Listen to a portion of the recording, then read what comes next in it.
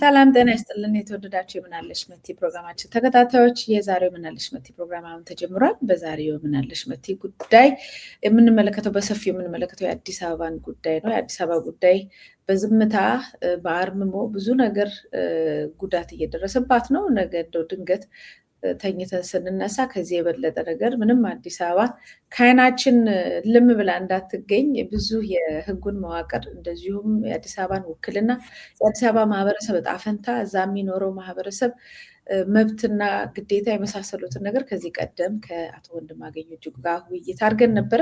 ዛሬም የሱን ቀጣዩን ክፍል ይዘን መተናል። መታሰቢያ ቅጸላ ነኝ። አብራችሁ ቆዩ።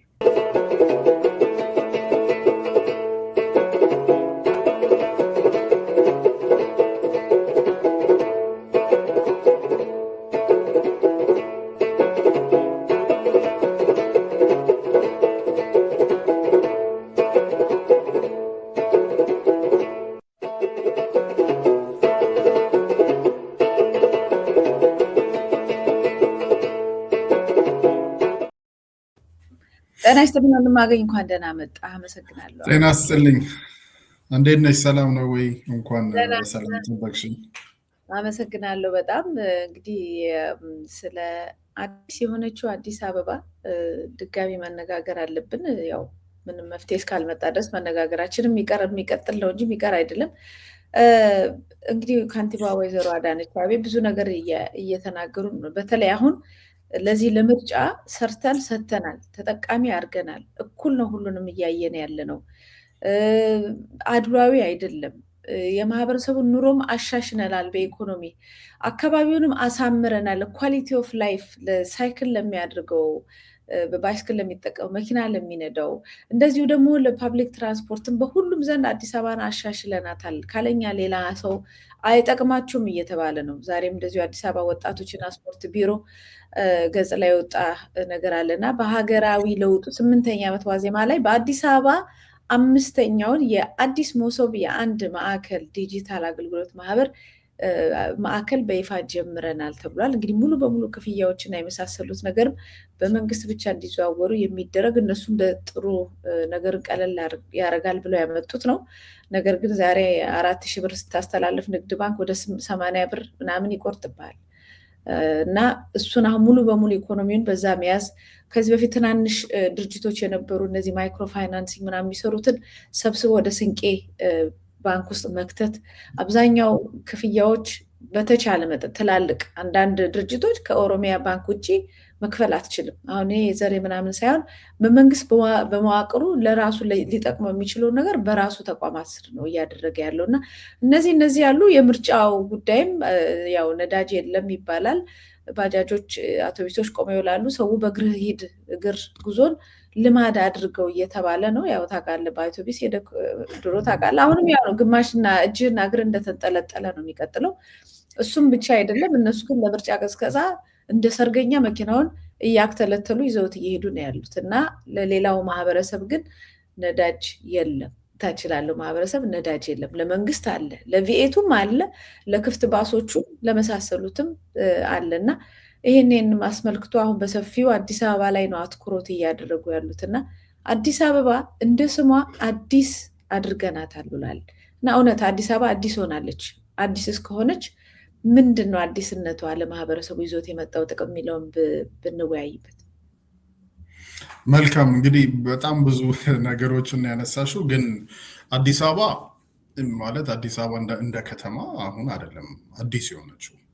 አዲስ አበባ እንደ ከተማ አዲስ የሆነችው ስትፈጠር ነው፣ ስትቆረቆር ነው። ምክንያቱም አዲስ አበባ በአፍሪካ ውስጥ ካሉ በጣም ትልልቅ ከተሞች የዲፕሎማቲክ ከተማ ከሚባሉት ማለት ነው አንዷ ናት።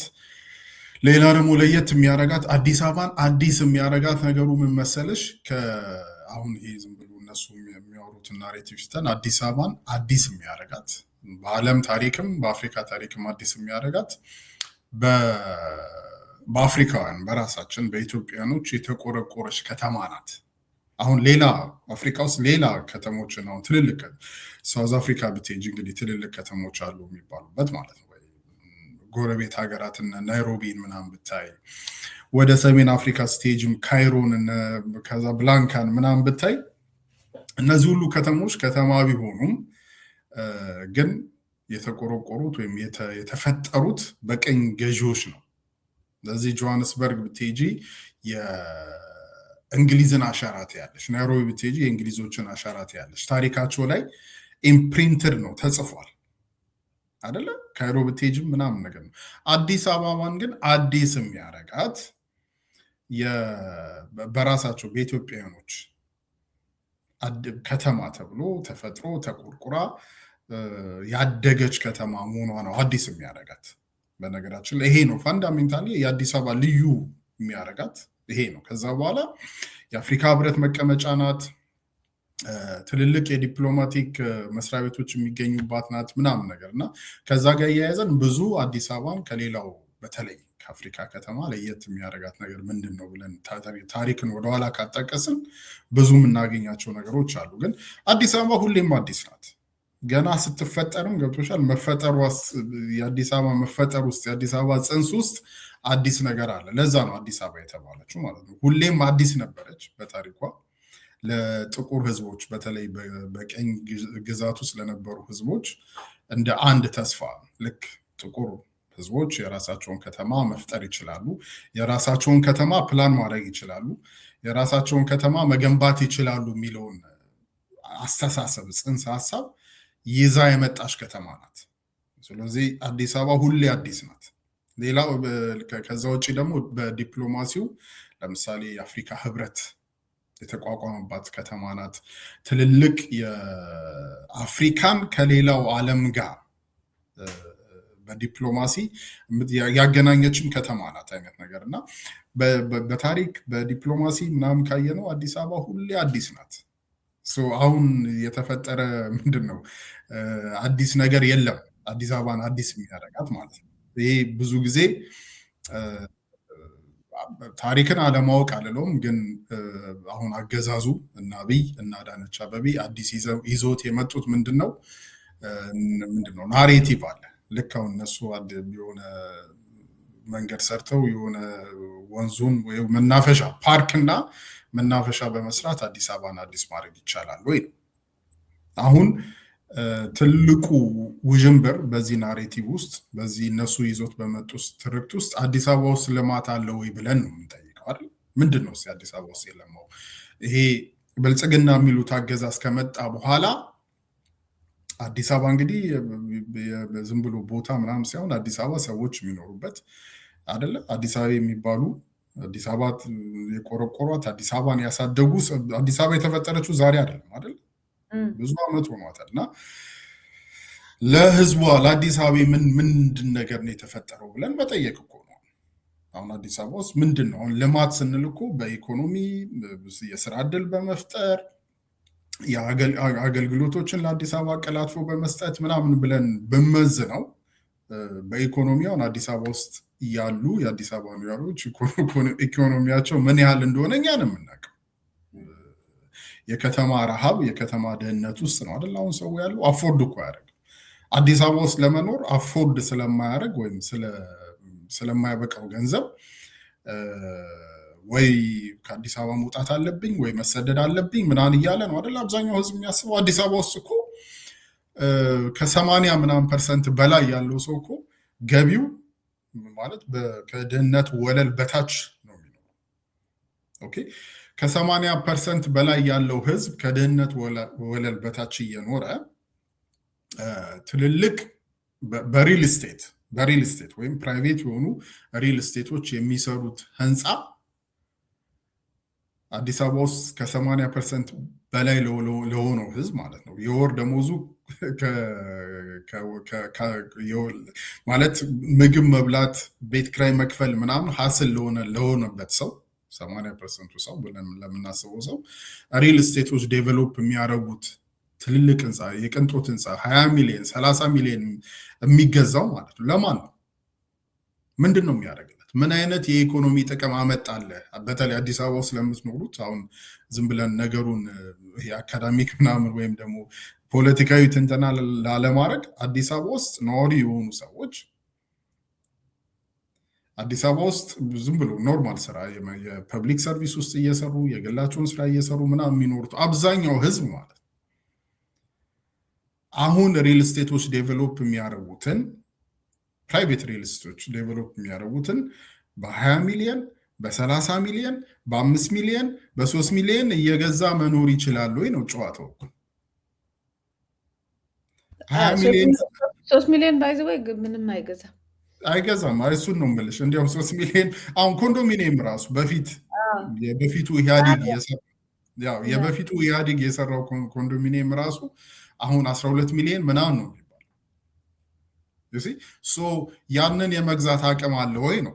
አዲስ አበባ ውስጥ ያለ አንድ ወጣት አዲስ አበባ ውስጥ ያለች አንድ ወጣት በአሁኑ ሰዓት በደሞዝ ያንን 20 ሚሊዮን 30 ሚሊዮን 10 ሚሊዮን አሁን የምናየው ህንፃ ፒያሳ ወይ 4 ኪሎ ነዋሪዎችን አፍርሰው ከካሳንቺስ ነዋሪዎችን አፍርሰው የግል የሪል ስቴት ካምፓኒዎች የሰሩትን ህንፃ መግዛት ትችላል ወይ ነው። በ15,000 በ10,000 ደሞዝ አይችልም።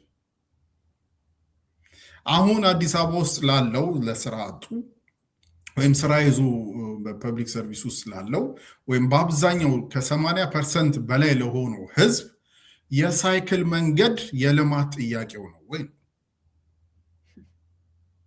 የሳይክል መንገድ አሁን ልማት ሲባል አንድ ልማት ይሆናል አይደል? ጥሩ ነው ብለን የምንመዝነው የምናየው ለነዋሪው እዛ ለሚኖረው ከድህነት ወለል በታች ከ80% በላይ ከድህነት ወለል ማለት የሚያገኘው ከአንድ በቀን ገቢው ካልኩሌት ሲደረግ $1 በታች ለሆነ ሰው የሳይክል መንገድ ወይም በጣም ብዙ ፓርኮች መገንባት ወይም ብዙ አበቦች ያሉበት ቦታ መገንባት ፕራዮሪቲ ነው ወይ? ምን ይጠቅመዋል? እሱ እየራበው ማለት ነው። በቀን 3 መብላት ላልቻለው አዲስ አበባ ውስጥ ለሚኖር አንድ መምህር፣ አንድ ኢንጂነር፣ አንድ የባስ ሹፌር፣ አንድ የታክሲ ሹፌር የሳይክል መንገድ ምኑ ነው? ምን አይነት ቤኔፊት ነው የሚሰጠው?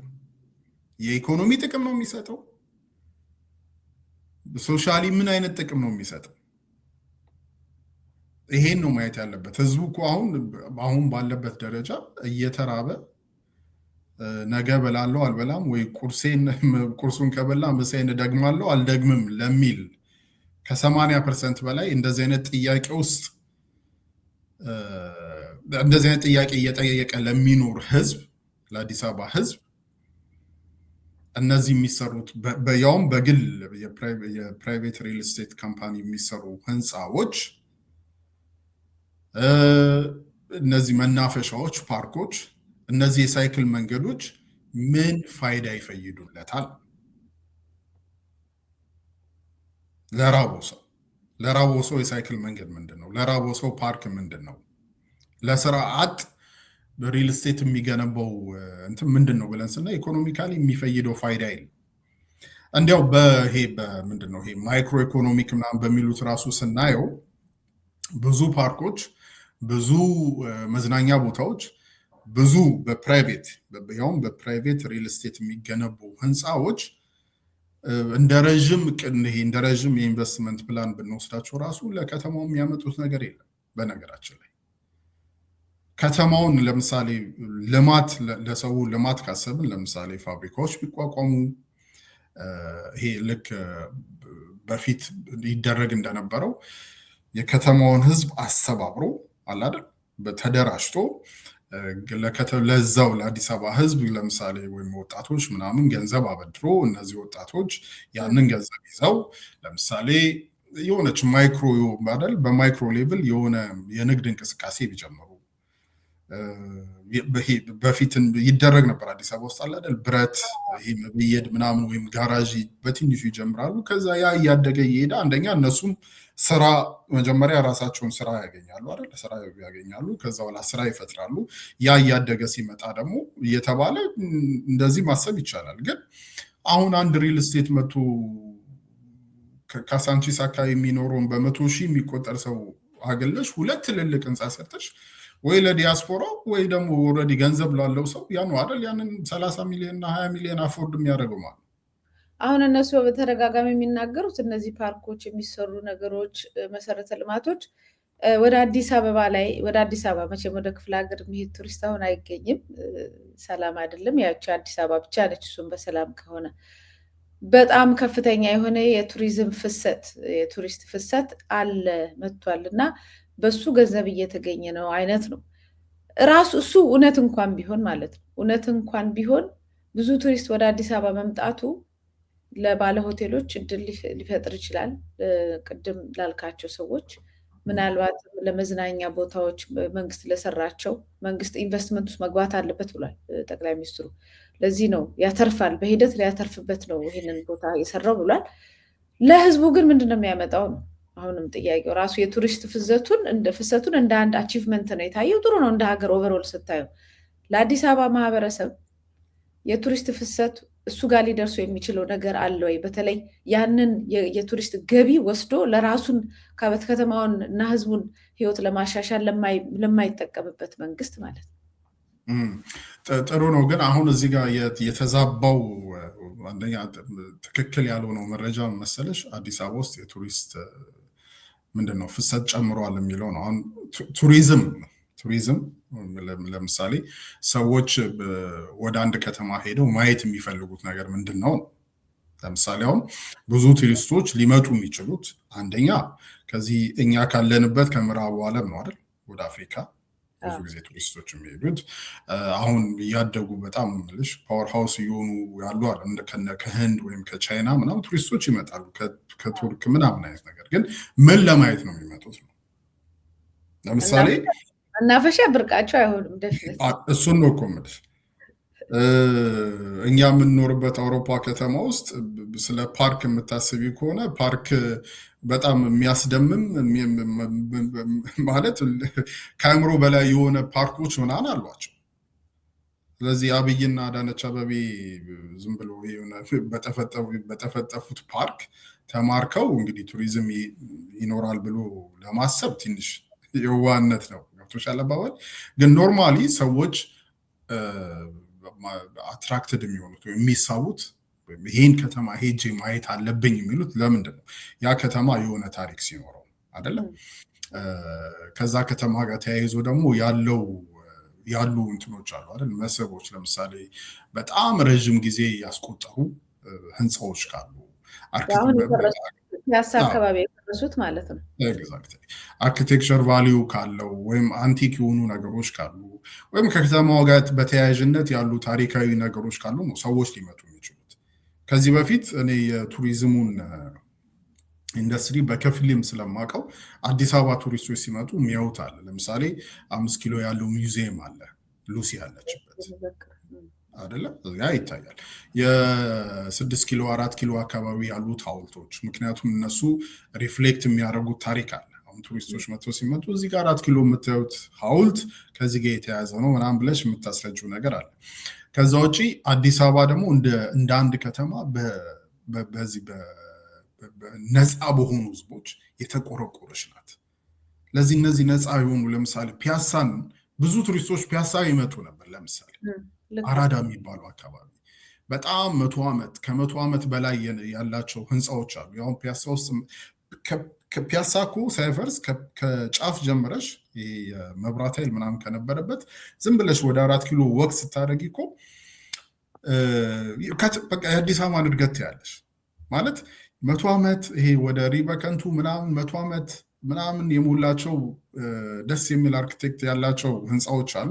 ከዛ ውጭ ደግሞ በ50ዎቹ የተገነቡ በ70ዎቹ የተገነቡ በ60ዎቹ የተገነቡ በ80ዎቹ የተገነቡ ህንፃዎች ዝም ብለሽ ወቅት ስታደርጊ ወቅት ያለሽ። ስለዚህ ፒያሳን ለማልማት ማፍረስ ሳይሆን እነዚህ ሴቶች አሏቸው በጣም አንቲክ የሆነ ከ100 ምናምን ዓመት በላይ የቆዩ ቤቶች አሉ። እነዚህ ቤቶች ደግሞ ታሪክ አላቸው ከኋላቸው ማለት ነው። ያንን ታሪክ በደንብ አድርገሽ ዴቨሎፕ አድርገሽ ቱሪስቶች እየመጡ እንዲያዩት ታደርጊያለሽ።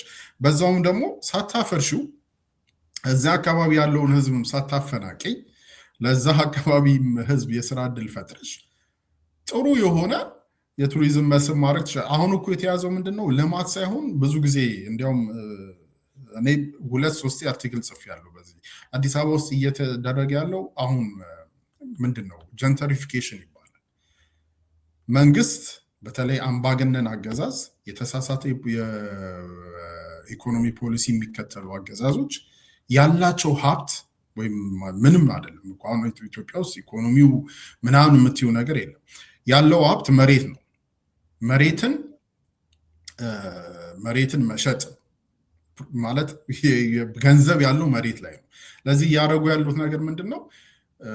ፒያሳን፣ ካሳንቺስን፣ 4 ኪሎን፣ ኦሮይልን ምናምን ነገር ጥርግ አድርገው ነዋሪዎቹን ማለት ነው ኦሮይልን የፈጠሩ ወይም ካሳንቺስ ጫካ ከነበረበት ጊዜ ጀምሮ ያንን የፈጠሩትን ነዋሪዎችን አግለሽ አፍርሰሽ ህጋዊ ባለሆነ መንገድ ካፈናቀልሽ በኋላ መሬታቸውን ለግል የሪል ስቴት ነው እየሰጠሽ ያለሽ። ብዙ ገንዘብ ማለት ነው።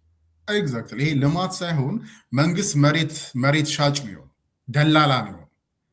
እና ስሙ ራሱ ጀንተሪፊኬሽን ይባላል። ሰውን እያፈናቀልሽ ያለሽ ልትሸጩ የምትችው ነገር እንደ አንድ መንግስት ልትሸጩ የምትችው ነገር መሬት ነው ያለሽ። መሬት ደግሞ የህዝቡ ነው እንጂ የእነ አብይ ወይ የእነ አዳነች ምናምን አይደለም። እነሱ በትክክለኛው ኮንሰፕት አሁን ስልጣን ያዙ እንጂ የአዲስ አበባ መሬት የአዲስ አበባ እንትን ቢሎንግ የሚያደርገው የሚገባው ለአዲስ አበባ ህዝብ ነው። እነሱን በጉልበት አፈናቅለሽ መሬታቸውን ለሪል ስቴት መሸጥ ማለት ልማት ሳይሆን ስሙ በአማርኛ ቃሉን የለም ፈልጌ ስላጣሁት ነው፣ ጀንተሪፊኬሽን ይባላል። ለዚህ እንደዚህ አይነት አምባገነን መንግስቶች ነዋሪዎችን ያፈናቅሉና እነዚህ የፕራይቬት ሰዎችን ኢንቨስትመንቶችን አምጥተው እዛ ላይ መሬት በመሸጥ እዛ መሬት ላይ ደግሞ ዴቨሎፕ የሚደረጉ ፕሮፐርቲዎችን በመሸጥ ከዛ ታክስ በመሰብሰብ የራሳቸውን ስልጣን ለጊዜው ማቆያ ነው እንጂ ስሙም ልማት አይደለም። በነገራችን ላይ ጀንተሪፊኬሽን ይባላል። የኛ ደግሞ ትንሽ የሚያመረው ምንድነው? ዝም ብሎ ልክ በተለይ ይሄ የሳውዝ አሜሪካ ውስጥ እንደዚህ አይነት ነገር በጣም ታይቶ ነበርና በዩኤን ደረጃ ምናምን እንደዚህ ጀንተሪፊኬሽን በነገራችን ላይ ህጋዊ አይደለም። እና የኛ ግን ትንሽ ለየት የሚያደርገው ደግሞ ምንድነው? የብሔር ወይም የጎሳ ሴንስ አለ። አሁን በአሁኑ ሰዓት ብሔራችን የዚህ ነው፣ አሁን መንግስት የኛ ነው ብሎ የሚያምኑ ሰዎች ናቸው አይደል? ጥሩ ቦታ የሚሰጣቸው እሱም ብቻ ሳይሆን ቦታውም ራሱ የዚህ ብሔር ቦታ ነው ተብሎ በአደባባይ እየተነገረ ነው። የዛ ቦታ ዋና ተጠቃሚ ይሄ ብሔር ነው ተብሎ እየተነገረ ነው። ኦሮሞን መጠቀም ያለበት ተብሏል። ምንም ይደባበቅ የለም። አንዳንድ ሰዎች እንደውም ዛሬ የሚወጡ አንዳንድ ጽሁፎች ነበሩ። አማራው በተለይ አማራው በአዲስ አበባ ላይ አይመለከተው የሚባለው ነገር አማራው ውቅር ድንጋይ ፈልፍሎ ዋሻ ሚካኤል ቤተክርስቲያን ያነጻበት አዲስ አበባን የቆረቆረው የዛሬ 1500 ዓመት ነው የሚል እንትኖች ሁሉ ወጥቷል። አሁን የአማራ ኦሮሞ ለማለት ሳይሆን አዲስ አበባኛ በአሁን ባለባት አሁን እኛ በምናውቃት የሁሉም የዋና መቀመጫ ነች የሀገሪቷ። እንደገና የሁሉም እዛ አካባቢ ተወልዶ ያደገ እንደውም ገብቶ ደግሞ ረጅም ጊዜ የኖረ የቆረቆረ ያንን ከተማ ያለማ ነው።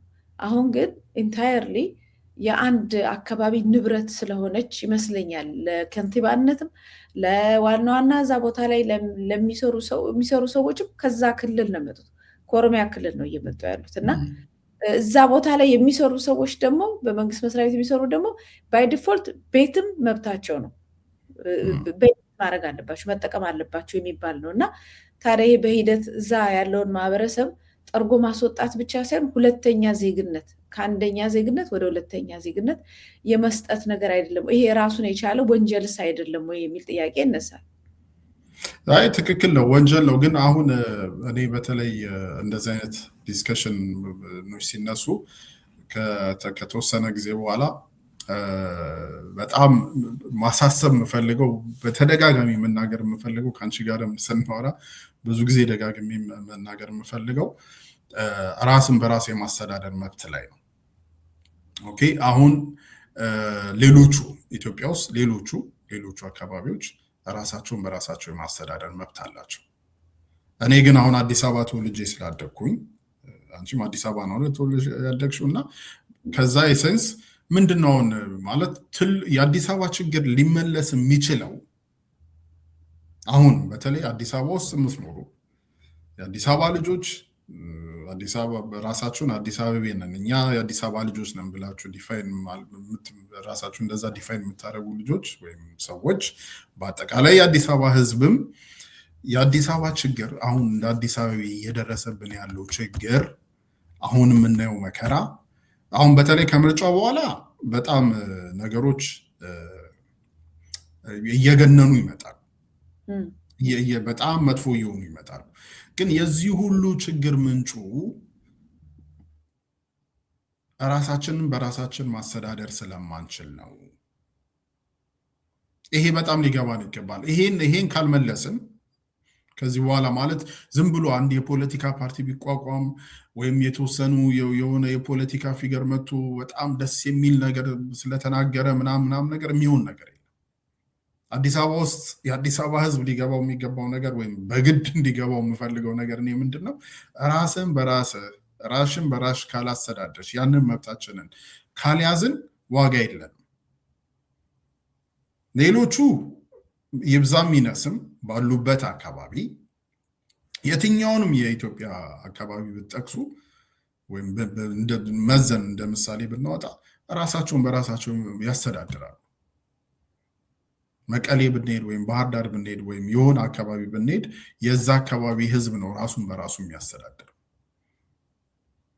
ግን ሌላ ችግር የለም ማለት አይደለም። ሌላ ችግር አለ። ያ ሌላ የፖለቲካ ችግር፣ ሌላ መፍትሄ አለው። እኛ ግን ወደ አዲስ አበባ ስንመጣ መጀመሪያ ማሰብ ያለብን ያ ነው። ራስን በራስ ማስተዳደር ምንድን ነው ማለት ምንድን ነው? ይሄ ራስን በራሳችን ማስተዳደር በነገራችን ላይ ሰዋዊ መብትም ነው። የዩኒቨርሳል ዲክላሬሽን ኦፍ ሂውማን ራይትስ ላይ አርቲክል 21 አለ። ራስን በራስ ማስተዳደር ማንኛውም ኮሚኒቲ፣ ማንኛውም ህዝብ፣ ማንኛውም ግለሰብ ሰው ስለሆነ ብቻ ያለው መብት ነው። ምንድን ነው የሚሰጠን ካለን ይሄ ራስን በራስ ማስተዳደር ውስጥ አውቶኖሚ እና ዲግኒቲ አለ አይደል? ይሄ አሁን የሰብአዊ መብት ነው ሲባል እኮ በቃ ነፃነትን፣ ክብርን የሰው ልጅ አንድ ኮሚኒቲ፣ አንድ ህዝብ አውቶኖሚ እና ክብር ይገባዋል። ለዚህ የራሱን ውሳኔ ራሱ መወሰን አለበት አይደለም። የአዲስ አበባን ማለት ለምሳሌ የመቀሌን ህዝብ ወይም የመቀሌን ህዝብ እንዴት እንደሚተዳደር እንዴት እንደሚኖሩ የፖለቲካ ታዩ ምናምን እንዴት እንደሚሆን የራሱ የመቀሌ ህዝብ መወሰን አለበት። ያ ዲግኒቲ፣ ያ አውቶኖሚ፣ ያ ነፃነት ይገባዋል። ከኋላው ያለው ሎጂክ ማለት ነው። እኛ አሁን እየሆነብን ያለ ነው ይሄን መብታችንን አሳልፈን ሰጥተናል እንደ አዲስ አበባ። ለዚህ አዲስ አበባ እንዴት ነው የሰጠነውስ? እንዴት ነው መልሰን ጌን የምናደርገው? አሁን ባለፈው ከአንተ ጋር ስንወያይ በደንብ ያስረዳህን ነገር አለ። በዚህ መዋቅር በተቀመጠው መዋቅር የፖለቲካ መዋቅር በምርጫም በሁሉም ዘርፍ አዲስ አበባ ውክልና የለውም። መቼም ቢሆን አዲስ አበባን በራሷ እንድትቆም የሚያስችል ምንም አይነት አደረጃጀት የለም። አሁን ባለው ምርጫ ቢመጣ ከተወሰኑ ብሔር ብሔረሰቦች ከሌላ አካባቢ ወይ መንግስት የሚወዳቸው ሰዎች መጥተው ይወዳደሩና አዲስ አበባ ላይ መጥተው ቁጭ ይሉበታል። አያውቁትም። የሚፈልገውን መንግስት ለማገልገል እንጂ ለአዲስ አበባ ህዝብ የሚቆሙ አይደሉም። ስለዚህ ከዛ ነገር ውስጥ መውጣት የሚችለውና ራሱን ወደዛ ነገር ውስጥ ለማምጣትስ ያለውን ነገር ምንድነው ማድረግ ያለበት? አሁን በምርጫም ቢወዳደር አይደርስም። ምርጫም የሚያደርሰው የለም፣ ሲስተሙም የለም። ስለዚህ እንዴት ነው አሁን አንተ ብትለውን አቺቭ ማድረግ የሚቻለው? አዎ እኔ በጀበሪያው የሚመስለኝ ይሄ ያለውን ኢሉዥን ይሄ የጠራ አይደለም። አሁን አዲስ አበባ ውስጥ የሚደረገውን አሉ የሚባሉ የተቃዋሚ ፖለቲካ ኤሊቶችም አዲስ አበባን በተመለከተ እኔ እስከማውቀው እኔ እስከምረዳው ድረስ ይሄ ነው የሚባል ይሆናል አይደል? አጀንዳ ይዘው ህዝቡን ሊያታግል ህዝቡን ሊያነሳሳ ወይም ምናምን የሚችል ነገር ይዞ የመጣ አላየሁም እስካሁን። ያለው ነገር ግን ምንድነው የሆነ ያልጠራ ነገር አለ። ማንም ዝም ብሎ ፖለቲከኛ ነኝ የሚል ሰው ይመጣና የአዲስ አበባን ህዝብ በቃላት ሸምግሎ ሞቢላይዝ ካደረገ በኋላ ከዛ በኋላ ስልጣኑ ሲያገኝ ወይም ደግሞ የሆነ ነገር ሲያገኝ ይክደዋል። ይሄ የአዲስ አበባ ህዝብ ሁሉ የሚያውቀው። ያ ያልጠራው ነገር ምንድነው? ችግራችንን አለማወቅ ነው አይደለ? ራሳችንን በራሳችን የማስተዳደር መብታችንን ተነጥቀናል፣ ወስደውብናል ማለት ነው። መቼ? ይሄ ህገ መንግስቱ ሲጸድቅ ማለት ነው። ስለዚህ ይሄን እንዴት ነው ወደ የምንመልሰው ነው አይደለ? ይሄን ለመመለስ ግን መጀመሪያ እንደ አዲስ አበባ ራሴን እኔ አሁን የአዲስ አበባ ነዋሪ ነኝ። አዲስ አበባ ነው ተወልጄ ያደግኩት። የሚመለከተኝ ስለ አዲስ አበባ ነው። አዲስ አበባ በመሆኔ ነው ሁሉ ግፍና ምናምን የሚደርስብኝ የሚል ሰው መጀመሪያ ምንጩን ማወቅ አለበት፣ የችግሩ ምንጭ ምንጭ። ይሄ ከሆነ ከገባው አንድ ሰው ምንድን ነው ራስን በራስ ማስተዳደር ምንድን ነው የሚለውን በተወሰነ መንገድ መገንዘብ ነው። ቅድም ለመጥቀስ እንደሞከርኩት ማንኛውም ሰው ራሱን የማስተዳደር ራሱን በራሱ የማስተዳደር መብት አለው። አውቶኖሚና ምንድነው ይሄ ኢንቴግሪቲ የምንለው ማለት ሰው ስለሆነ ብቻ።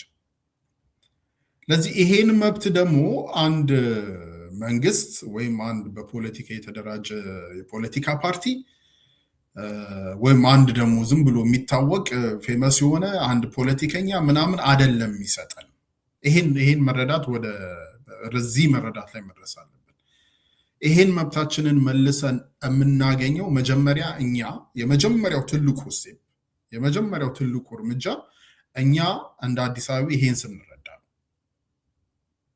መረዳታችን ውስጥ ብዙ መልሶችን እናገኛለን እንደ አዲስ አበባ ማለት ነው። እንደ አዲስ አበባ ግን ማንኛውም ዝም ብሎ አይደል ኃላፊ አግዳሚው ዝም ብሎ የአዲስ አበባ ጉዳይ ወይ ምናምን እያለ በሚፈጠረው ግርግር፣ በተለይ ደግሞ አዲስ አበባ ኢትዮጵያ ውስጥ ወደንም ጠላንም የፖለቲካው ፓወር ሃውስ ናት። ለዚህ ፖለቲካውን ለመቆጣጠር ኢትዮጵያ ውስጥ አዲስ አበባን ማንኛውም የፖለቲካ አካል የኢትዮጵያን ፖለቲካ ለመቆጣጠር አዲስ አበባ መቆጣጠር አለበት። እሱ ነገር አሁን ሽፍት ሳይሆን አይቀርም እኮ አይደለም። ዘወር ያለው በክልሎች ነው። እውነቱን ለመናገር የአዲስ አበባ ህዝብ እንደው መጠቀሚያ ከመሆን ውጭ እንደ በፊቱ ተንቀሳቅሶ ፖለቲካውን መቀየር ቦታው ላይ አይደለም ያለው። የአዲስ አበባ ህዝብ አይደለም ግን ምልሽ እሱን በደንብ አድርገው እኮ በልተውታል። ምልሽ እስከ 30 ዓመት ሙሉ ራሳችንን በራሳችን አላስተዳደርንም። ከፖለቲካው ተገለናል። የፖለቲካ ውሳኔ፣ የፖለቲካ ውክልና ምናምን አይመለከተንም፣ ተገለናል። በ30 ዓመታት ውስጥ ግን ለምንድን ነው ለምሳሌ አዲስ አበባ የኛ ናት ምናምን ከሚሉ ወይም አዲስ አበባ ላይ መጠው ከሚቆናጠጡ ምናምን ፓወሩ ካላቸው ለምንድን ነው ሄደው የራሳቸውን የክልል ከተማ መልሰው ማለት ብሩም ባንኩም ምናምን የነሱ ነው አይደል? ለምንድን ነው ማድረግ የማይችሉት ከተባለ አዲስ አበባ አሁንም ድረስ ማለት ነው የኢትዮጵያ ፖለቲካ ፓወር ሃውስ ናት። ለምን? ከአዲስ አበባ ጋር ተያይዞ የሚመጣ ታሪክ አለ። ወደንም ጠላንም የመጀመሪያው ከተማ ናት። ብዙ ተቋማት ያሉባት ናት። ብዙ የዲፕሎማሲ ተቋማት ያሉባት ናት። ብዙ ኤምባሲዎች ያሉባት። ያንን ዝም ብሎ በ5 ዓመት በ10 ዓመት ምናምን ግርግር መለወጥ አይቻልም። ለዚህ የእነሱ ስትራቴጂክ ምንድን ነው? ለዚህ ማድረግ ያለባቸው አዲስ አበባን መቆጣጠር የራሳቸው ማድረግ ነው። ገብቶሻል? ለዛ ነው ያንን ግን አሁን የአዲስ አበባን ህዝብ በማግለል የአዲስ አበባን ህዝብ ከፖለቲካው በማውጣት የአዲስ አበባ ህዝብ የፖለቲካ ውክልና እንዳይኖረው በማድረግ የአዲስ አበባ ህዝብ ፖለቲካ ውስጥ ድርሽ እንዳይል በማድረግ እየተቆጣጠሩት ይመጡና አሁን ምን ደረጃ ላይ ደርሰዋል? ኦልሬዲ ከተማዋን ተቆጣጥረዋል፣ ስልጣኑን ይዘዋል። የኛ ነውም ብለዋል አይደለ? የኦሮሚያ ናት ባለቤቶች ነን ብለውናል እኮ። አሁን ቀስ እያሉ ከስልጣን ላይ እንትን ካሉ በኋላ የአዲስ አበባን ታሪክ የአዲስ አበባን አይደንቲቲ የአዲስ አበባን እንትን ማጥፋት ማለት ይሄ መናፈሻው ምኑ በሙሉ እኮ ታሪክን ትርክትን፣ ምክንያቱም ናሬቲቭ ታሪክ ትርክት ብዙ ቫሊው አለው ሰው ሜሞሪ ውስጥ ማለት ነው። የኛ ቅድም ባለፈው እንደተነጋገር ነው ፒያሳ ማለት ከኛ ከአዲስ አበባ ጋር ወይም ከሳንቺስ ማለት ምናምን ያለው ስትሮንግ አታችመንት አለ አይደል?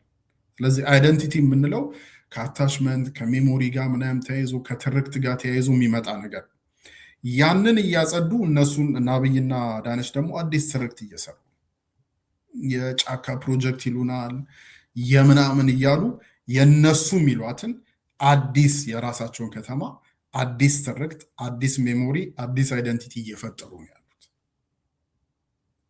ኦልሬዲ ያለ ቦታ ላይ አሁን አዲስ አበባ ተደላላ ምን አድቫንቴጅ አላት? የዲፕሎማሲ የታሪክ ምናምን አድቫንቴጅ አለ።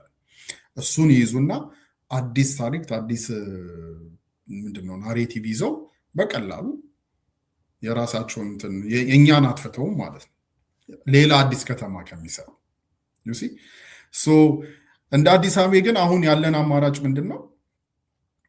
ወደንም ጠላንም ከዚህ ችግር የምንወጣው ራሳችንን በራሳችን የማስተዳደር መብታችንን ወደ ራሳችን ስንወስድ ነው። የተነጠቅነው ነገር ነው፣ መብታችን ነው። አሁን ልክ መብት ያልሆነ ግን የምንጠይቀው ነገር ሊኖር ይችላል። አሁን ይሄ ግን መብታችን ነው። ሰው ስለሆንም ብቻ ያለን መብት ነው።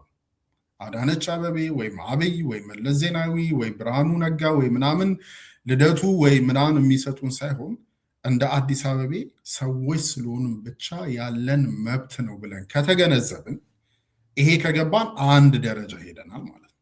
ይሄ ካልገባንስ፣ ይሄን ካልተረዳንስ፣ ይሄን ካልተረዳና ካልገባን ደግሞ አንድ ጭልፊት ፖለቲከኛ ይመጣና ደስ የሚለንን ነገር ነግሮን ሆ ብለን እንድንነሳ ያደረግና እሱ የሚፈልገውን ነገር ካረገ በኋላ እኛም ከጨዋታ ውጭ ያደረገናል። ተደጋጋሚ በአዲስ አበባ ታሪክ ያየነው ይሄ ነው አይደል? በአዲስ አበባ ሞደርን ሂስትሪ ላይ ታሪክ ላይ ያየነው ፖለቲከኞች የኢትዮጵያ ውስጥ በቃ አሪፍ እንቅስቃሴ ማለት ሀገሪቷን የሚያነቃንቅ እንቅስቃሴ መፍጠር ሲፈልጉ የሚከሰቱት አዲስ አበባ ነው። እዚህ ደስ የሚል ነገር የአዲስ አበባን ሕዝብ የሚያነሳሳ ነገር ማለት ነው ከተናገሩ በኋላ አዲስ አበባ ውስጥ የሚያነቃንቅ ነገር ከተፈጠረ በኋላ 97ን ማንሳት እንችላለን። ወይም ደግሞ ይሄ አገዛዝ ወደ ስልጣን ሲመጣ ክልሎች ምናምን ስለደገፉት አይደለም ይዚ ሆነለት። አዲስ አበባ ውስጥ የአዲስ አበባ ሕዝብ ግልብጥ ብሎ ስለደገፈው ነው። እና የተወሰነች ደስ የሚል ነገር ለጆሮ ደስ የሚል አለ አይደል? ይሄ ምንም ውስጡ ሰብስታንስ የሌለው ግን ደስ የሚል ነገር ተናገረ፣ ሆ አለ ህዝቡ። ከዛ በኋላ ከተወሰኑ ወራቶች በኋላ እንዲያውም አዲስ አበባ የኦሮሚያ ናት እናንተ ስለፈቀድንላችሁ ነው የምትኖሩት ነው ያሉ። እንዴት እንደሚቀልዱበት በህዝቡም የአዲስ አበባ ህዝብን እኛን እንዴት እንደሚንቁንም ሊገባን ይገባል። ዝም ብሎ እኮ አይደለም። አሁን የፖለቲካ ጨዋታው እኮ የአዲስ አበባን ህዝብ እንደሚንቁት እና እንደሚደፍሩት የሌላ አካባቢ ህዝብ ሲንቁና ሲደፍሩ አይቻላል። ለዚህ መነሳሳት መንቃትና መረዳት የሚኖረው በምን ውስጥ ነው? ይህ ሲገባን ነው። ያልተረዳነው ነገር ከሆነ ግን ዝም ብለን ያው ማንም ሰው መጥቶ እንደፈለገ ይረግጠናል። እና እኔ የመጀመሪያው ነገር የምለው ምንድነው ይሄ ገብቶናል ወይ? ይሄን ተረድተናል ወይ ነው ጥያቄ መታሰቢያ። በእርግጠኝነት ህዝቡ ተረድቶት ብዙ ነገር ዋጋ ከፍሏል። ቀስ ተብሎ በሂደት ተመታ። እንደምታውቀው አቅም እንዲያጣ ተደረገ። መሰባሰብ እንኳን እንዳይችል ተደረገ። ባይተዋር ተደረገ። በአንድ ላይ የሚሰበሰብባቸውን ቦታዎች አፍርሰው ሸጡት። የራሳቸውን ሰዎች ያስቀመጡበት፣ ሌላውን በታት ነው ወደ ሩቅ አካባቢ ለስራ መጥተው እኮ በጊዜ ነው ሮጦ የሚወጡት ከስራ ቦታ የአዲስ አበባ ሰው። ምክንያቱም ሩቅ ቦታ ነው ሄዶ አንድ ሰው 2 ሰዓት በላይ ምናምን ተጉዞ ነው የሚመጣው እና የሚመላለሱ። አሁን በዚህ ኑሮ ጭንቅ ውስጥ እንዲገባና ሌላ ነገር ፈጽሞ እንዳያስብ ተደርጓል። ጊዜ የለውም ለማሰቢያ።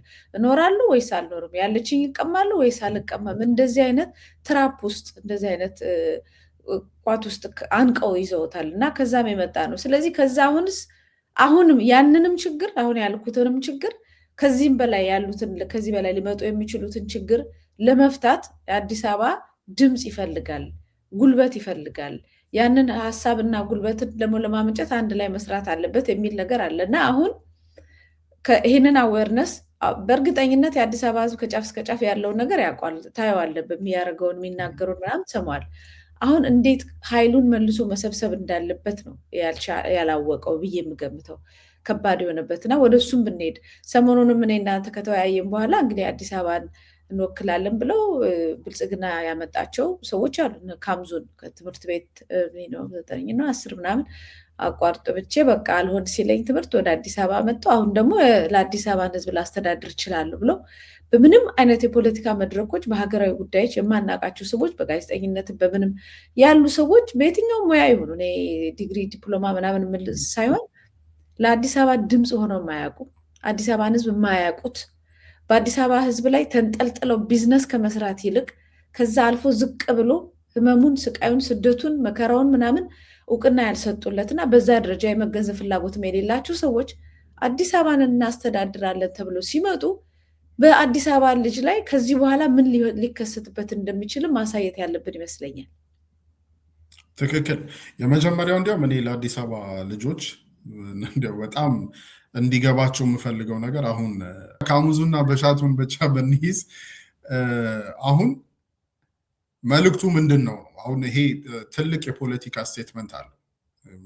የአዲስ አበባ ልጆች ምን እያላችሁ መሰላችሁ? ብልጽግና ምን ያህል ብልጽግና የአዲስ አበባን ህዝብ እንደሚንቀው ምን ያህል ብልጽግና ለአዲስ አበባ ህዝብ ያለው ምልከታ በጣም ዝቅ ያለ እንደሆነ ማለት ነው።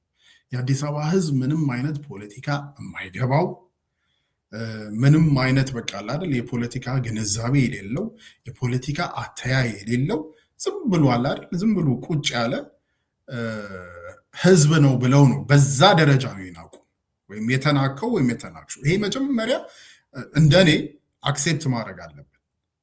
ካሙዙ የሚባል የሙዚቃ አቀናባሪ ወይም ከሊት የምትባል የሆነች ጋዜጠኛ ዝም ብሎ በቃ ፐብሊክ ፊገር ስለሆኑ በቃ አዲስ አበባ ህዝብ ደግሞ አላል ቀረ እንዳይለው አላል የሆነ ዝም ብሎ አላል ለጨዋታው ድምቀት ካሙዙ ወይም ምናምን ዝም ብለን ሰብስበን እነዚህ ዝም ብለን እናደርግላቸዋለን ምንም አያመጣም ነው እየተባለ ነው ያለው። ምንም አታመጭም ምንም አታመጣም ነው ንቅም። ስለዚህ የፖለቲካል ስቴትመንቱ ምንድን ነው? ምንም አታመጡ። ምን ካሙዙ አነሰ ወይ በሻቱ አነሰች ወይ? እንዲያውም ፐብሊክ ፊገር ናቸው። እንዲያውም አላደል ይሄ የሙዚቃ ምናምን እንትን ስላላቸው እንዲያውም ከበቂ በላይ ነው አይነት ነገር ነው ፖለቲካል ስቴትመንቱ ያ። ይሄ ድፍረት ይሄ ንቀት ግን እንደ አዲስ አበባ ለምሳሌ ይሄን ንቀትና ይሄን ድፍረት ሄደው መቀሌ ያደርጉታል ወይ ሄደው ኦሮሚያ ክልል ውስጥ ወይ ወለጋ ምናምን ያደርጉታል ወይ ነው? ለወለጋ ህዝብ ብልጽግና የሆነ አንድ ዘፋኝ ወይ አንድ ጋዜጠኛ ይወክላል ብሎ እንትን ይላል ወይ ነው ጥያቄውና ይሄ ንቀትና ይሄ ውርደት ንዴት ፈጥሮ ሊያነሳሳ ይገባል ባይ ነኝ። እንዴት ብንደፈር ነው እንዴት ብንናቅ ነው የሚል እሳት መፍጠር አለበት ባይ ነኝ እኔ። ናቹራሊ ሰዎች ሲበደሉ፣ ሰዎች ሲዋረዱ፣ ሰዎች ከስብና በታች ኮንሲደር ሲደረጉ እንዴት ብለው መነሳት አለባቸው። አንዱ ይሄ ነው። ሁለተኛው የአዲስ አበባን ህዝብ አዲስ አበባ ሊወክል ይገባል ሲባል ምንድነው? የአዲስ አበባን ችግር የሚያውቅ አዲስ አበባ ተወልዶ አዲስ አበባ ያደገ የአዲስ አበባ ስነ ልቦና ያለው ለምንድን ነው የአዲስ አበባ ወይም አዲስ አበባን ወኪል ጠፍቶ ነው ወይ? አዲስ አበባ ወኪል አልባ ናት ወይ? አዲስ አበባ ውስጥ አዲስ አበባን ሊወክሉ የሚችሉ የአዲስ አበባን የፖለቲካ ጥያቄ የአዲስ አበባን ችግር ሊያሰሙ ሊያወጡ አዲስ አበባን ሊያስተዳድሩ የሚችሉ ሰዎች እጥረት አለብን ወይ ነው ችግሩ፣ ጥያቄው ማለት ነው። ያ አይደለም ግን ዝም ብሎ የማይረቡ ሰዎች ታዋቂ ስለሆኑ ብቻ አዲስ አበባን ይወክላሉ ተብሎ የሆነ ግርግር ከተፈጠረ በኋላ ደግሞ ሰሞኑ እንዳደረጉት ይሄው አዲስ አበባን ለውጠናታል አዲስ አበባን ምናምን ብለው ምርጫው ላይ ጉብ ብለው ምርጫውን በግርግር ካለፉ በኋላ ለአዲስ አበባ ያዘጋጁት የተለየ በጣም አደገኛ ነገር አለ። መጀመሪያ የሚያደርጉት የአዲስ አበባን ስም ይለውጣሉ። የአዲስ አበባን ስም ከለወጡ በኋላ ይሄ አዲስ አበባ የአዲስ አበባ ታሪክ የአዲስ አበባ ልጅ ምናምን የሚባለው ነገር በሙሉ ታሪክ ነው የሚያደርጉት። በነገር ላይ ተለውጧል እኮ አሁን እኮ ራሱ ማንኛውም የመንግስት አካል አዳነች አቤቤ አሁን መግለጫ በአማርኛ ትጽፋለች። እንደዚህ አዲስ አበባ እንደዚህ ያሳምረን ምናምን ትልና እታች ፊንፊኔ ብላ ነው የምትጽፍ ሁሉ ጊዜ። ትክክል። የራሳቸው ስብሰባ ላይ ምናምን እኮ አዲስ አበባ አይሉም ፊንፊኔ ነው የሚሉት። በዚህ የሚቀጥለው እቺ ምርጫ ግን ዝም ብሎ አለ አይደል በጣም ሆዳም። እንግዲህ እኔ እንደማውቀው አሁን ይሄ በተለይ አርቲስት ምናምን የሚባሉ ሰዎች አብዛኞቹ እንደዛ ሆኖ ነው የሚታዩ እና ዝም ብሎ ለሆዱ ምናምን የሚሮጡን አንድ ሁለት ሶስት አርቲስቶች ምናምን ተሰበስቢና እነሱን እንደ ድልድይ ተጠቅመሽ አዲስ አበባ ይሄ ምርጫውን አለ አይደል ለምርጫው ግርግር ከተጠቀምሽባቸው በኋላ ለአዲስ አበባ የታሰበው ግን የመጀመሪያ የአዲስ አበባ ስም ይለወጣል ኦፊሻሊ ማለት ነው። አሁንም እኮ ጀምረውታል ቅድም እንዳልኩ ግን ኦፊሻሊ ይለውጡታል። ከዛ በኋላ ይሄ የአዲስ አበባ ልጅ ነኝ ቅብርት ውስጥ የአዲስ አበባ ታሪክ ምናምን የሚባለው ነገር ይጠፋል ሙሉ ለሙሉ ማለት ነው። ከፊት ለፊት ያለው ይሄ ነው የሚጠብቀው። ስለዚህ አሁን አዲስ አበባ ውስጥ ያለ የአዲስ አበባ ልጅ ነኝ ተበድያለሁ እንዴት እንዲሆናል ብሎ የሚያስብ እንደ ሰው ማለት ነው የሚያስብ የሚያንገበግበው አካል ካለ የመጀመሪያ ማድረግ ያለበት አሁን ምርጫ ምናምን የሚባል የሆነ ቀልድ ውስጥ ወይም ፌዝ ውስጥ ወይም ጅልነት ውስጥ ምናምን መግባት ሳይሆን ሲጀመር ይሄ ምርጫ አዲስ አበባ ውስጥ መደረግ እንደሌለበት ወይም ደግሞ አዲስ አበባ ውስጥ ከተደረገ ደግሞ በህዝባዊ እንቅስቃሴ አዲስ አበባ ውስጥ የሚደረገውን ምርጫ እኮ ማስተጓጎል ይቻላል። ማስተጓጎል እኮ ይቻላል።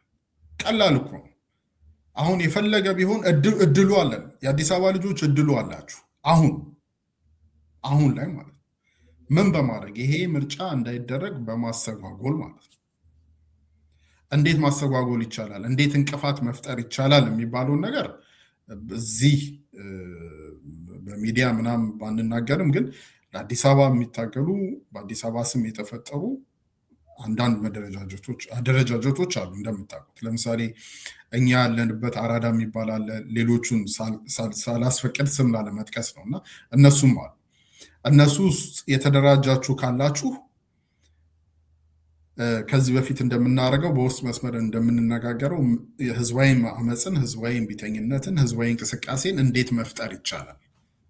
ብዙ ተአምር መድሄ ማለት ጥይት መተኮስ፣ ድንጋይ መወርወር ምናምን ብዙ ግርግር ሳይፈጠር ብዙ ካዥዋሊቲም ሳይፈጠሩ ግን ምርጫው እንዳይደረግ ምርጫውን በማስተጓጎል ህዝባዊ እምቢተኝነትን፣ ህዝባዊ እንቅስቃሴን፣ ህዝባዊ አመፅን መፍጠር ይቻላል።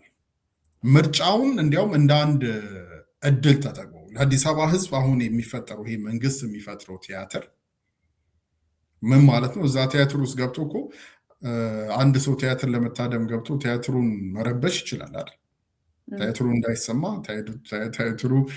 ቲያትሩ ውስጥ የታደሙ ሰዎች ያንን ቲያትር እንዳይታደሙት ምናምን ማድረግ ይቻላል፣ መረበሽ ይቻላል አይደል? ማስተጓጎል ይቻላል። ያንን ማድረግ የሚቻለው ደግሞ ህዝባዊ አመፅን፣ ህዝባዊ እምቢተኝነትን፣ ህዝባዊ እንቅስቃሴን መፍጠር ነው። ይሄን ለማድረግ ደግሞ አሉ ስትራቴጂዎች።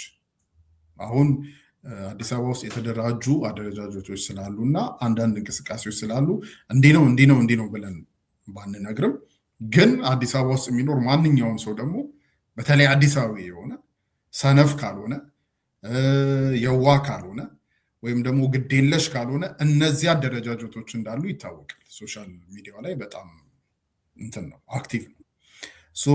እነዛ ጋር መቅረብ፣ እነዛን ማዳመጥ፣ እነዛ ጋር የሚደረጉ ነገሮችን ማየት ይቻላል። ግን ትልቁ ይሄ ምርጫ አዲስ አበባ ላይ ሊፈጠር ያለው ነው። ከምርጫው በኋላ የሚፈጠረውን አደጋ ለማቆም ለማዘግየት አንድ መድረክ ነው፣ አንድ ኦፖርቹኒቲ ነው፣ አንድ እድል ነው ከተጠቀምንበት። ካልተጠቀምንበት ግን ዝም ብለን ካሳለፍነው ግን የሚመጣው አደጋ ከዚህ በኋላ አዲስ አበባ የሚባለው ከተማ፣ አዲስ አበባ የሚባለው ታሪክ፣ አዲስ አበባ የሚባለው አይደንቲቲ ለአንዴና ለመጨረሻ ጊዜ ያጠፉታል። ምናልባት እነሱም ይሄን ስላወቁ አንዳንድ ሳቦታች ብቻ ሳይሆን ሰው በምርጫ ተስፋ በመቁረጡ መንግስት አምባገነን መሆኑን አምኖ ወደ ምርጫ መሄድ ስላልፈለገ አይተህ ከሆነ በመሰረት ሚዲያ ላይ ወጥቶ ነበር ሰሞኑ። በየክፍላት ሀገሩ በደንብ ተማሪዎቹን ሁሉ ከትምህርት ቤት እያገቱ እየወሰዱ ምርጫ ካርድ ያስወስዳሉ። በአዲስ አበባ ደግሞ ምርጫ ካርድ ድንገት በር አንኳክተው ናና ውሰድ፣ አንዳንዶቹም አንዱም ታስረ የተፈተዋል ምርጫ ካርድ አልወሰድክም ተብሎ። እንደዚሁም ሲገቡ ወደ ስራ ሲገቡ የታለ ምርጫ ካርዳችሁ የተባለ ደሞዙ ይቆረጣል የሚል በጣም የሚገርምና የሚዘገነን አፈና ውስጥ እየገቡ ነው ያሉት። ስለዚህ ሀሳብ ሲሰጥ በዚህ ደረጃ ከተመጣ ምርጫ ካርድ መወሰድም ካለበት ምርጫው ካርዱን ወስዶ ምርጫ ካርዱ ላይ የሚፈልጉትን ነገር ጽፎ ራሱ መክተት ራሱን የቻለ እንቅስቃሴ ነው። ከዚህ በፊት ተደርጓል። በ97 በቃ ወያኔ ሌባ እያሉ የጻፉ ያስገቡበት ሁኔታ አለ እና ይሄንን መጠቀም ይቻላል እንጂ ዝም ብሎ በማኩረፍና ከኋላ በመቅረት ብቻ ለባርነት ራስን ከማመቻቸት ውጭ የዘለቀ ነገር አይመጣም የሚል ሀሳቤም አለ እና እዚህ ላይ ምናልባት ሀሳብ ብትጨምርበት። ትክክል። አሁን ቅድም እኮ እንዳልኩሽ አንዳንዴ በነገሮችን በምሳሌ ለመግለጽ አሁን ይሄ ምርጫ እድል ይዞ ነው የመጣው ለአዲስ አበባ ሕዝብ። አገዛዙ እንደሚያደርገው ብልጽግና እንደሚያደርገው እንደሚያጭበረብረው ይሄን ምርጫ ዝም ብሏል አይደል? የሆኑ ቲያትሮች ፈጥሮ ግርግር ፈጥሮ ይሄን ምርጫ ካለፈ በኋላ አዲስ አበባ ላይ ያለው አደጋ አለ። ቀደም ያልሽው በአጭር ቋንቋ ባርነት ነው። ከዚህ በኋላ የአዲስ አበባ ልጅ ነኝ አዲስ አበባ ቅብርጥሶ ምናምን የሚለውን መርሳት ይሻላል። አሁን ግን ይሄ ምርጫ ይዞልን የመጣው እድል ምንድን ነው? አገዛዞች ምርጫውን ለጨዋታ ድምቀት ብለው የሚፈጥሩት ግርግር አለ። በዚህ ግርግር ውስጥ አገዛዙ ሳይወድ በግዱ የሚከፍታቸው በሮች አሉ። ቅድም የምርጫ ካርድ መስጠት አለበት አይደል? ምርጫው እንዲደረግ በተለያዩ አካባቢዎች ላይ የምርጫ ፖስት መኖር አለበት። የምርጫ ጣቢያዎች መኖር አለባቸው። እዛ ምርጫ ጣቢያዎች ላይ ደግሞ ወደደም ተጠላም ሰዎች መስራት አለባቸው። በዚህ ሰዓት ምንድን ነው የሚያደርገው? ይሄ የዚህ ባጭሩ ለመግለጽ የሴኪሪቲ አፓራተስ አለው አይደል? መንግስት ፖሊስ የምንለው አለ፣ የስለላ እንትን አለ፣ የፌዴራል ፖሊስ አለ ምናምን። ኖርማል ከምርጫ ጊዜ ውጭ በሆነ ጊዜ ውስጥ እያንዳንዱን አካባቢ እንዴት እንደሚቆጣጠሩት ምናምን ራሱን የቻለ ሩቲን ፕሮቶኮል አላቸው። በኖርማል ጊዜ ህዝባዊ አመፅ፣ ህዝባዊ እምቢተኝነት ምናምን ለመፍጠር አስቸጋሪ ነው። ምክንያቱም ኢንታክት አድርገው ባላቸው ሩቲን፣ ባላቸው ፕሮቶኮል፣ ባላቸው አሰራር እንዴት አድርገው እንደሚቆጣጠሩት ይታወቃል። ምርጫ ሲኖር ግን ብዙ የምርጫ ጣቢያዎች ይፈጠራሉ። ህዝቡ ይሰባሰባል። ወደዱም ጠሉም ህዝቡ መሰብሰቡ አይቀርም። ተወደደም ተጠላም በራሳቸው ሚዲያም ሆነ ስለ ፖለቲካ መወራቱ አይቀርም አይደለ? በቴሌቪዥን ስለ ፖለቲካ ያወራሉ። እነሱም እየመጡ እንዲያደርግን ይላሉ ምናምን ነገር እና ይሄ ምን ይፈጥራል? ሳይወዱ በግዳቸው የተወሰኑ በሮችን ይከፍታሉ። እነዚህን የተከፈቱ በሮች በሙሉ ደግሞ አሁን ባለው የሴኩሪቲ አፓራተስ የፖሊስ ቁጥር ብዛት፣ የስለላ ቁጥር ብዛት ወይም የሴኩሪቲ አፓራተሱ ባለው ካፓሲቲ መመለስ አይችሉም። ለዚህ ነው ውጥረት ያለው። ይሄን ውጥረት እንዴት እንጠቀማለን? የምርጫ ጣቢያዎችን እኮ በሙሉ ሁሉንም የምርጫ ጣቢያ አዲስ አበባ ውስጥ ያሉትን የምርጫ ጣቢያዎች በሙሉ ሴኪዩር ማድረግ አይችሉም። የፖሊስ እጥረት አለ፣ የምን እጥረት አለ ምናምን አይነት ነገር። የምርጫ ጣቢያ ውስጥ የሚሰሩት እነማን ናቸው? የምርጫ ጣቢያ ውስጥ እኮ ጊዜያዊ ሰራተኛ ይቀጠላል። ጊዜያዊ ሰራተኛውን የማልገባው ለምንድን ነው አይደል? ብዙ የምርጫ ጣቢያ ውስጥ ብዙ የአዲስ አበባ ልጆች ወይም ጊዜያዊ ሰራተኛ ሆነው መግባት ይችላል። አሁን ብልጽግና እንደግፋለን ምናምን እያሉ ልክ እነሱ እንደሚወዱት የሚፈልጉትን ነገር እየተናገሩ የምርጫ ጣቢያ ውስጥ የምርጫ ፕሮሰስ ውስጥ እኮ መግባት ይቻላል። ከዛ በኋላ ያንን ፕሮሰስ ያንን እንትን ሳቦታጅ ማድረግ ይቻላል በተለያዩ መንገዶች ማለት ነው። ያም እንደዚህ አይነት ውጥረት እንደዚህ አይነት የመንግስትን የሴኩሪቲ አፓራተስ ወይም ካፓሲቲውን የሚከፋፍል አቴንሽኑን የሚከፋፍል ነገር በተፈጠረበት ሰዓት ደግሞ ያቺን ቀዳዳ ተጠቅሞ በመግባት አንዳንድ ነገሮችን መፍጠር ማለት ነው። ህዝቡን ያነቃቃል። ይሄውን ወደ ህዝባዊ እምቢተኝነት፣ አመፅ፣ እንቅስቃሴ ይገፋል። አሁን ግን ምንድን ነው ዶርማንት ሆኖ ነው ጸጥ፣ ሁሉም መሮት እያጉረመረመ ነው ያለው። ይሄን አጋጣሚ ይሄን ድል በመጠቀም ግን የምርጫውን ይሄ ቲያትሩን በመጠቀም ሂር ኤንድ ዜር የሚከፍቷቸውን በሮች እዛ ውስጥ በመግባት ነገርየውን በማስተጓጎል በማሰናከል ወደፊት ሊፈጠር የሚችል እንቅስቃሴ፣ ህዝባዊ አመፅ፣ እምቢተኝነት ምናምን የሚጫርበት እድል ነው። ይሄን ግን እንደ እድል መገንዘብ ያስፈልጋል።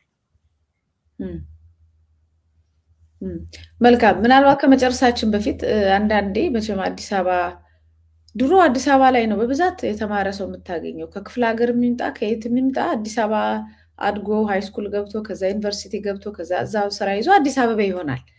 ስለዚህ በጣም ብዙ የተማሩ ሰዎች የታጨቁባት ከተማ ነበረች። አሁን ግን ለእያንዳንዱ ነገር በሁሉም አቅጣጫ የሚመጣው ከሌላ ቦታ ነው። እዛ አካባቢ ላይ እንግዲህ ያሉት አዲስ አበባ ያሉት ዩኒቨርሲቲዎች ብዙ ናቸው። ተመራቂ ብዙ ነው። የአዲስ አበባ ልጅ አድጎ ተምሮ ምን ብሎ ራይድ ነው የሚነዳው ወይንም ሌላ ነገር ነው፣ ወይም በስደት ወጥቷል ማለት ራሱ አዲስ አበባው እንዲያዩ የምፈልገው ሌላው ይሄንን ታዛቢው እንዲያዩ የምፈልገው የአዲስ አበባ ልጅ ሆኖ አድጎ ተምሮ ትልቅ ቦታ ደርሶ እንደው ትላልቅ ቦታ እንደው ከሌ እኮ አለን ልንለው የምንችለው ለአዲስ አበባ ነገር ችግር ቢመጣ ይቆምለታል አዲስ አበባ ሕዝብ ልንል የምንችለው ሰው አለ? እንዲህ እንትኑን ስታየው አየሩን ስታየው በጣም ባዶ ነው ከተወሰኑ ካድሬዎች በስተቀር ማለት ነው። አዎ ትልቁ ችግር አንዱ ትልቁ ፈተና ያ ነው ማለት ለ30 ዓመታት የአዲስ አበባ ህዝብ የአዲስ አበባ ልጅ ወይም አዲስ አበባ ተወልዶ ያደገ በእርግጥ ብዙ የተማረ ሰው ብዙ ቴክኖሎጂን የሚያውቅ ብዙ የገባው ሰው ምናምን ቢኖርም ሆን ተብሎ ግን ባይ ዲዛይን ነው አይደል? ሆን ተብሎ ፖለቲካ ውስጥ እንዳይሳተፍ አይደለም። በቃ ቀበሌ ወይም ክፍለ ከተማ ወይም የአዲስ አበባ ቢሮ ውስጥ የሚሰራ የአዲስ አበባ ልጅ አለ ወይ ብሎ እኮ ማየት ነው። የለም ከየት ይመጣል? እንዲያውም ከዛ ይልቅ የአዲስ አበባ ልጆች እኛም ያለፍንበት ስለሆነ አዲስ አበባ ውስጥ የተማረ ምናምን ቢኖርም ግን ብዙ ጊዜ ወደ ፕራይቬት ሴክተሩ ወይም ፐብሊክ ሰርቪስ ላይ ሰርቭ ማድረግ ወይ ምናምን ነው እንጂ የፖለቲካ አስተዳደራዊ መዋቅሮች ላይ ምናምን አይሳተፍም። ደግሞ ባይ ዲዛይንም እንዳይሳተፍ ነው የተደረገ ወጥቷል። ስለዚህ አሁን ትልቁ ቻሌንጅ ትልቁ እንቅፋት አሁን ትግል ለመጫር ትልቁ እንቅፋት የሆነው ምንድን ነው? በፖለቲካ አስተዳደር ውስጥ የፖለቲካው መዋቅር ውስጥ የፖለቲካ አፓራቶስ ውስጥ አሁን ፖሊስ የአዲስ አበባ ፖሊስ እኮ የአዲስ አበባ ፖሊስ አይደለም፣ ከሌላ አካባቢ የመጡ ናቸው። የሚተዳደሩም በአዲስ አበባ በፌዴራል ፖሊስ ኮሚሽን ስር ነው። የአዲስ አበባን ቀረጥ የሚሰበስቡት የሚያስተዳድሩት ምናምን ሊትራሊ ከሚሰበስቡት ሰዎች ጀምረሽ ስትራክቸራሊ ደግሞ ከሚያስተዳድሩት እንትን ሲባል የአዲስ አበባ ህዝብ እኮ በሚከፍለው ቀረጥ ላይ እኮ አይወሰንም። ለዚህ አውቶኖሚያችንን ተነጥቀናል እና አንዳንድ ቦታ ላይ በተለይ እኛውን እንቅስቃሴ ስለምናደርግ የምናውቀው ነገር አለ። ተሳስተው በስህተት የገቡ የጸጥታው መዋቅር ውስጥ ፖሊስ ብዙም ባይሆኑም ግን ፖሊሶች አሉ። የጸጥታው መዋቅር ውስጥም የአዲስ አበባ ልጆች አሉ፣ በስህተት የገቡ ማለት ነው። እነሱን መጠቀም ይቻላል። እነሱን ለመጠቀም ግን እንደዚህ ስትናገር ጥርት ያልቅም አድርጎ እንዳያስወጧቸው። አዎ እነሱም ምልሽ ያው አራዶች ናቸው ማለት መንግስት ሊገባው በሚችለው መንገድ አይደሉም። እንደ አዲስ አበባነት እዛ ውስጥ ያሉት በሌላ መንገድ ዞሮ ነው እዛ ጋር የመጡት ማለት ነው። እንደዚህ ለቅመው ምናምን ማሰር አይችሉም። ግን አሉ እነሱን ግን የእነሱን ፖዚሽን ተጠቅሞ አንዳንድ ነገሮችን ለማድረግ ግን ከህዝቡ ደግሞ የግድ የሚፈለጉ ነገሮች አሉ። ከአዲስ አበባ ልጆች በተለይ አዲስ አበባ ልጆች ከእናንተ የሚጠበቅ ነገር አለ። ከእናንተ የተወሰነ እዛ ውስጥ ያሉ መዋቅር ውስጥ ያሉትን ሰዎች ለመጠቀም እነሱን አክቲቬት ለማድረግ እዚህ ጋር መጫን ያለብን በተን አለ። ያ በተን ያለው ህዝቡ ጋር ህዝቡ መንቀሳቀስ ሲጀምር ቀደም በጠቀስናቸው በተለይ ይሄ ምርጫው በጣም አንዳንድ የእግር ኳስ ላይ ምን ይባላል አንድ ቡድን ይሄ የዙር ጨዋታ ሲያደርጉ ማለት ነው በአንደኛው ዙር በደንብ ተደርጎ ከተሸነፈ ሁለተኛው ዙር ላይ ሁለተኛው ዙር ላይ ሲጫወቱ ተከላክሎ ምናምን አይችልም። የግድ በቃ ፍሪ ሆኖ መጫወት አለበት። ምርጫም ይሄ የምርጫ ጊዜ ሲመጣ መንግስት የሚያደርገው ያ ነው። እንደ በፊቱ በሩን ዘግቶ ምናምን እንትን እያለ ማድረግ አይችልም። የምርጫውን ቲያትር ለመስራት እና የምርጫውን ግርግር ለማለፍ ይከፈታል። የሚከፈቱ በሮች አሉ። እነዛን በሮች በመጠቀም የተወሰኑ እንቅስቃሴዎች ከተፈጠሩ መዋቅር ውስጥ ያሉ ደግሞ የአራዳ ልጆች አሉ። እነሱ ደግሞ ታምር መስራት ይችላሉ። እነሱ ግን ያንን ታምር እንዲሰሩ የአዲስ አበባ ህዝብ የአዲስ አበባ ልጆች መጫን ያለባቸው በተን አለ። መልካም እንግዲህ የበተኑን ጉዳይ በሚቀጥለው እንደዚሁ ምናልባት ፈቃድ ከሆነ አሁን ሰዓታችን ገድቦናል።